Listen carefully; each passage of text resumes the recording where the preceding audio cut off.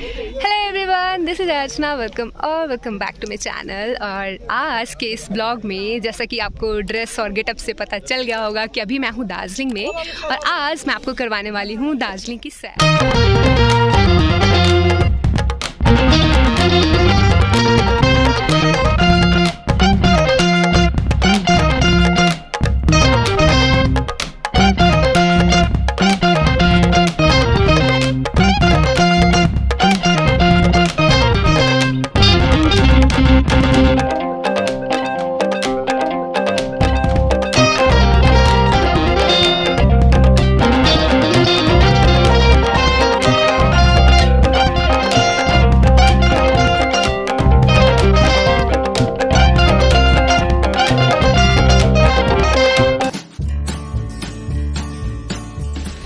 इस वीडियो को पूरा देखना, क्योंकि इस वीडियो में मैं आपको पूरी इन्फॉर्मेशन देने वाली हूँ। अगर आप भी दार्जिलिंग घूमने जाने का प्लान बना रहे हैं तो definitely this video is for you.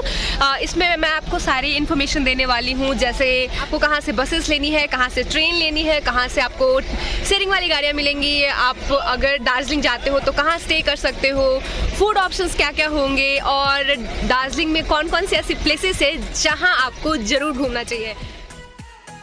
तो चलिए सबसे पहले बात करते हैं कि दार्जिलिंग तक पहुंचा कैसे जाए। दार्जिलिंग पहुंचने के लिए जो नियरेस्ट एयरपोर्ट है वो है बागडोगरा एयरपोर्ट। बागडोगरा से दार्जिलिंग का जो डिस्टेंस है वो है 70 किलोमीटर।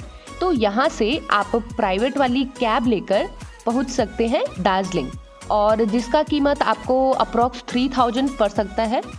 इसके अलावा अगर आप चाहें तो ट्रेन से भी आ सकते हैं।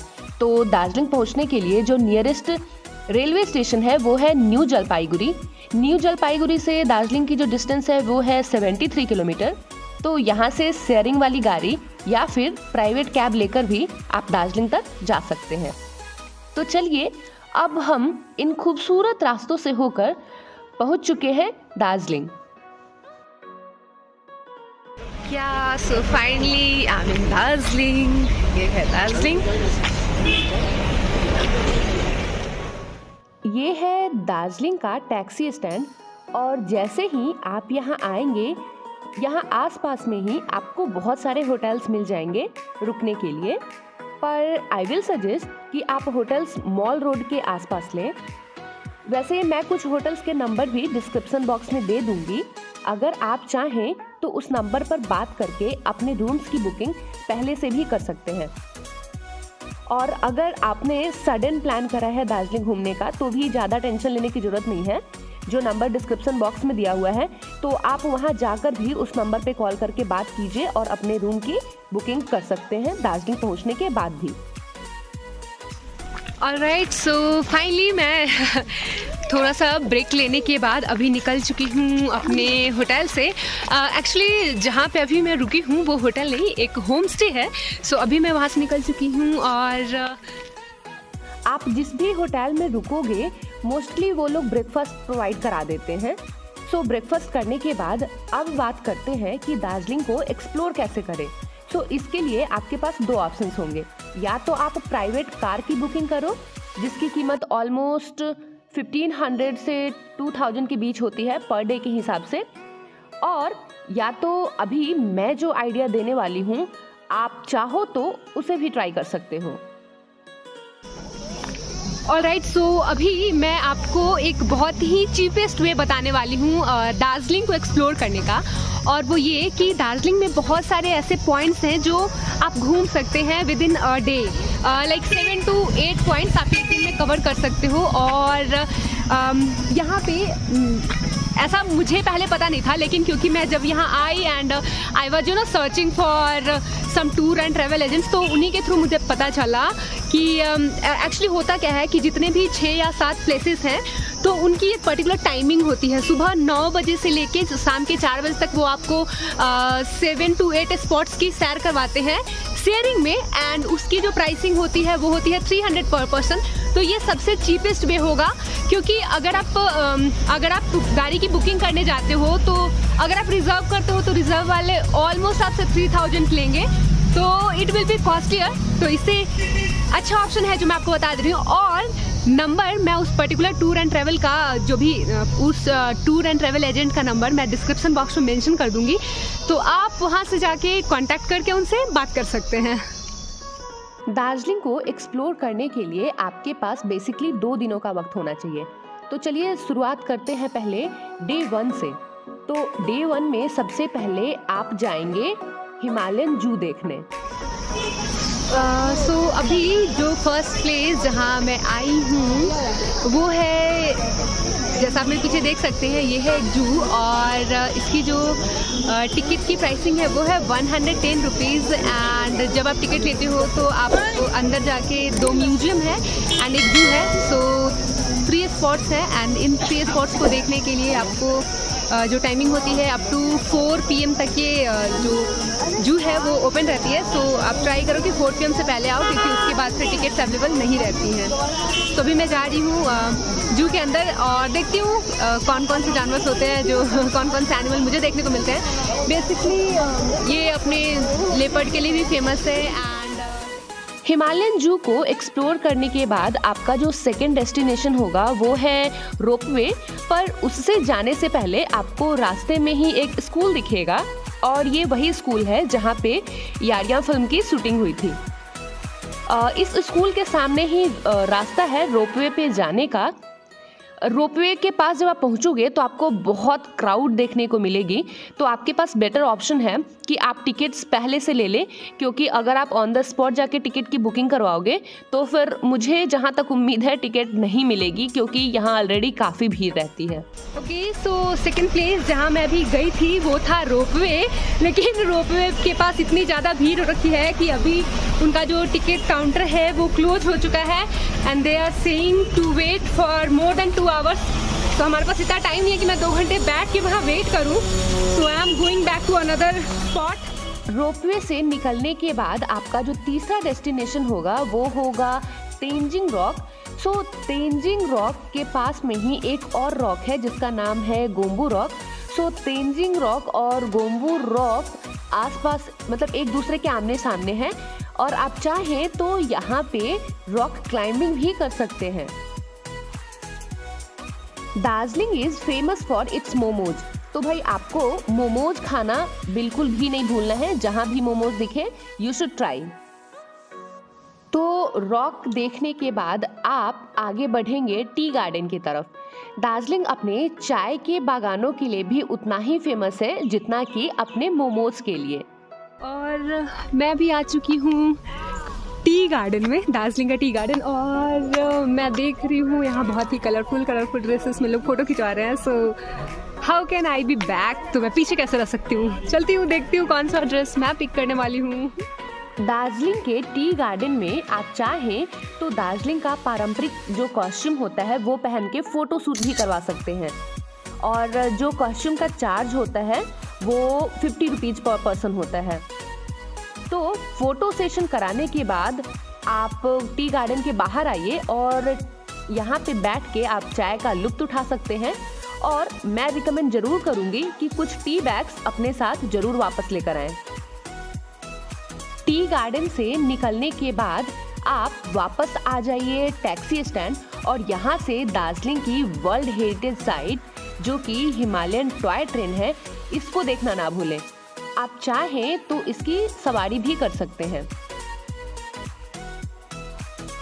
जब आप टॉय ट्रेन देखने आएंगे तो पास में ही एक मंदिर है, तो आप चाहें तो यहाँ भी आ सकते हैं कुछ पल शांति से बिताने के लिए।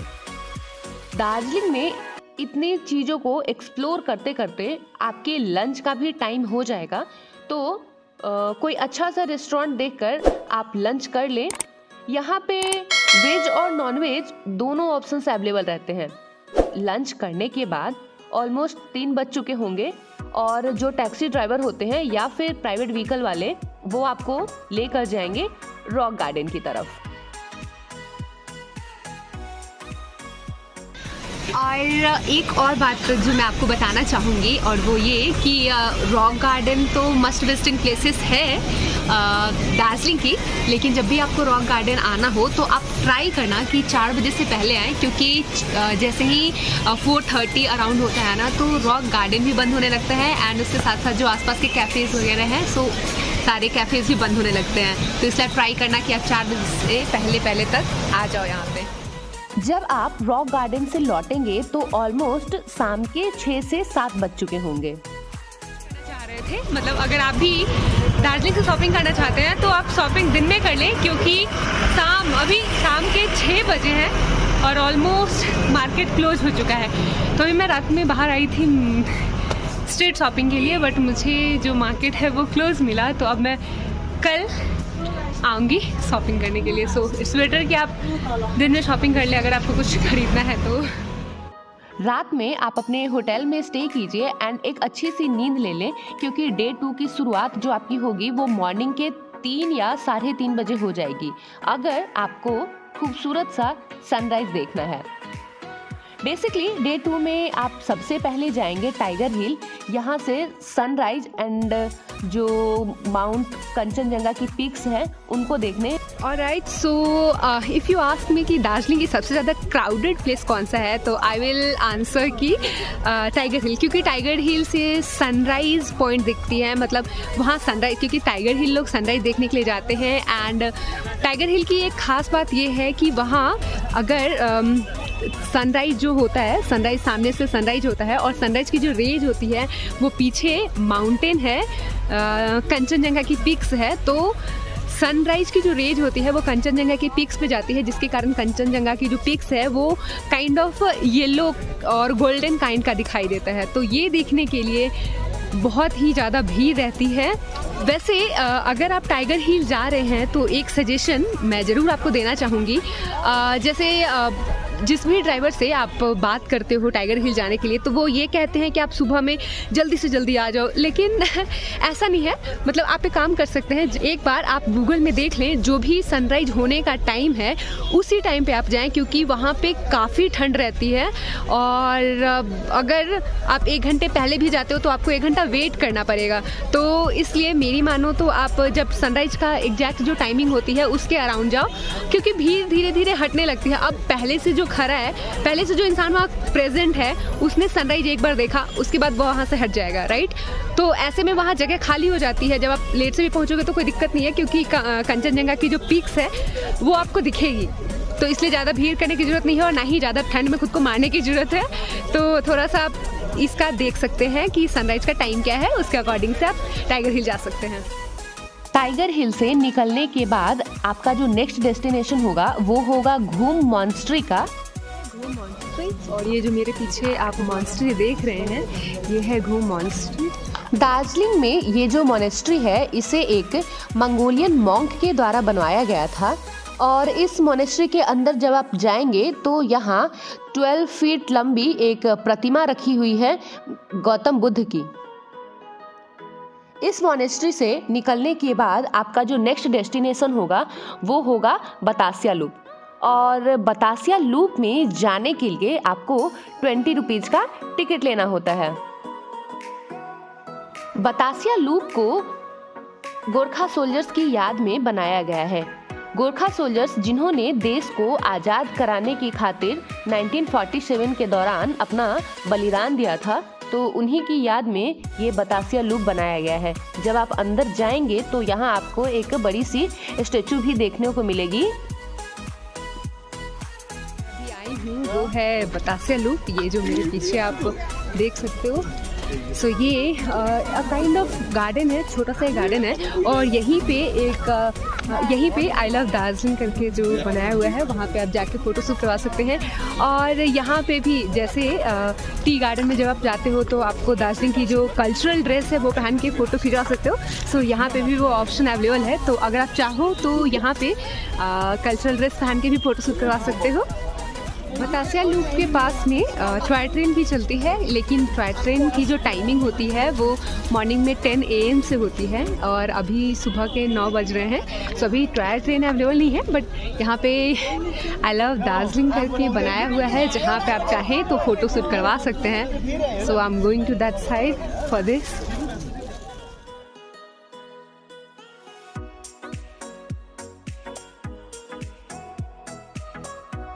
बतासिया लूप वैसे तो लास्ट पॉइंट होगा जहां आपको ड्राइवर ले जाएगा। इसके बाद वैसे तो ड्राइवर आपको टैक्सी स्टैंड ले जाएगा, लेकिन आप उनसे कह के एमजी रोड पे ही उतर जाइए। जब आप एमजी रोड पे उतरेंगे तो वहाँ से आप आगे चौरस्ता की तरफ बढ़िए। चौरस्ता एक जगह है जहाँ पे आपको बहुत सारे शॉपिंग कॉम्प्लेक्सेस दिखेंगे, छोटे छोटे बहुत सारे दुकानें हैं जहाँ से आप कुछ शॉपिंग कर सकते हैं। और यहीं चौरस्ता के पास में ही बहुत सारे आपको कैफ़े और रेस्टोरेंट मिल जाएंगे जहाँ पे आप बैठकर चाय नाश्ता कर सकते हैं। तो दार्जिलिंग की एक चीज़ जो मुझे बहुत कॉमन लगी वो ये कि आप किसी भी स्पॉट पे जाओ आपको बहुत सारी मार्केट्स दिखाई देंगी। तो आप शॉपिंग के लिए अगर आपको शॉपिंग करना है देन मेरी रिकमेंडेशन रहेगी कि पहले आप जितने भी स्पॉट आपको घूमना है पहले आप उन स्पॉट्स को कवर कर लो। उसके बाद आप, क्योंकि जिस भी स्पॉट पे आप जाओगे वहाँ पे आपको बहुत varieties of dresses, woollen dresses, fridge magnet और भी बहुत सारे आइटम्स मिल रहे हैं। तो आप हर एक जगह जाकर रेट पता कर सकते हैं, क्योंकि व्हाट आई फाउंड कि मॉल रोड पे जो भी वुलन क्लॉथ्स और कुछ भी डेकोरेटिव आइटम्स हैं उनकी प्राइस एज कंपेरिजन टू ये जो टूरिस्ट स्पॉट है उनसे ज़्यादा है। तो ये आप एक काम कर सकते हैं। दार्जिलिंग क्योंकि एक हिल स्टेशन है तो ऐसे में यहाँ पे ऑलमोस्ट हर एक महीने में थोड़ी बहुत ठंड रहती ही है, इसलिए जब आप यहाँ के मार्केट में जाएंगे तो आपको उलन के स्टफ्स काफ़ी ज़्यादा देखने को मिलेंगे। तो आप यहाँ से कुछ उलन के स्टफ्स, कुछ फ्रिज मैग्नेट और दार्जिलिंग जिसके लिए सबसे ज़्यादा फेमस है वो है अपने टी गार्डन, तो इन चीज़ों की खरीदारी करना ना भूलें। जब दार्जिलिंग शहर बसा था तो उस टाइम पे ये जो चौरस्ता है यहाँ पे सभा का आयोजन किया जाता था। इनफैक्ट अभी भी जब आप चौरस्ता के पास जाओगे तो आपको कुछ ना कुछ वहाँ कार्यक्रम हमेशा चलते रहता है, कोई ना कोई फंक्शन हमेशा चलते रहता है। और यहाँ पे अच्छी खासी तादाद में लोग भी दिखते हैं आपको, सुबह से ही भीड़ लगी रहती है। जैसे कि ये देखो अभी भी कुछ फंक्शन चल रहा था यहाँ पे।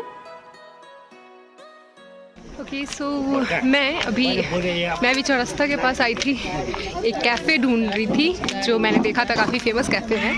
सो वहीं पे पास में मुझे एक मार्केट दिखा है एंड मैं आ गई अब फिर मार्केट एक्सप्लोर करने। अगर आपको उलन स्टफ्स लेना है तो आई विल रिकमेंड कि जब आप चौरस्ता के पास जाते हो तो वहाँ पास में ही एक मार्केट है जिसका नाम है न्यू महाकाल मार्केट। तो आप उलन स्टफ्स जैसे कि स्वेटर और कुछ वार्म जैकेट और कैप वगैरह यहाँ से ले सकते हैं, वो भी काफ़ी रिजनेबल प्राइसेस में। तो यहाँ से शॉपिंग करने के बाद अभी आप थोड़ा सा जब आगे बढ़ोगे तो आपको एक शिवजी का मंदिर दिखेगा। हालांकि थोड़ी चढ़ाई करनी पड़ती है इस शिवजी के मंदिर में दर्शन करने के लिए। जहाँ पे ये शिवजी का मंदिर है वहीं अगर आप थोड़ी सी और सीढ़ियों को चढ़ के ऊपर की तरफ जाते हैं तो एक बहुत ही खूबसूरत सा स्पॉट आपको मिलेगा और इस स्पॉट का नाम है ऑब्जर्वेटरी हिल। यहाँ से आपको दार्जिलिंग का एक बहुत ही खूबसूरत सा व्यू देखने को मिलता है। ओके सो जो मेरा नेक्स्ट डेस्टिनेशन है वो है ऑब्जर्वेटरी हिल और ये काफ़ी प्यारा है। यहाँ पे बहुत सारे फ्लैग्स आपको दिख रहे होंगे, बहुत सारे फ्लैग्स लगाए हुए हैं और ये काफ़ी कलरफुल सा प्लेस है जो कि मुझे बहुत ही प्यारा लगा। चलिए मैं आपको एक कंप्लीट व्यू देती हूँ इस जगह का। तो कभी भी अगर आप दार्जिलिंग आते हैं तो इस जगह पे ज़रूर आएँ।